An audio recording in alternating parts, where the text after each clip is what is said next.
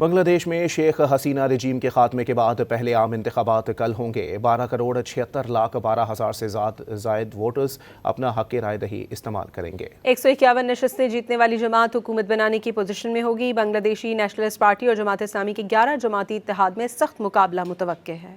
بنگلہ دیش میں شیخ حسینہ رجیم کے خاتمے کے بعد پہلے عام انتخابات کل ہوں گے۔ 12,76,00,000 سے زائد ووٹرز اپنا حق رائے دہی استعمال کریں گے۔ 151 نشستیں جیتنے والی جماعت حکومت بنانے کی پوزیشن میں ہوگی۔ بنگلہ دیشی نیشنلسٹ پارٹی اور جماعت اسلامی کے 11 جماعتی اتحاد میں سخت مقابلہ متوقع ہے۔ بنگلہ دیش میں شیخ حسینہ رجیم کے خاتمے کے بعد پہلے عام انتخابات کل ہوں گے۔ 12,76,00,000 سے زائد ووٹرز اپنا حق رائے دہی استعمال کریں گے۔ 151 نشستیں جیتنے والی جماعت حکومت بنانے کی پوزیشن میں ہوگی۔ بنگلہ دیشی نیشنلسٹ پارٹی اور جماعت اسلامی کے 11 جماعتی اتحاد میں سخت مقابلہ متوقع ہے۔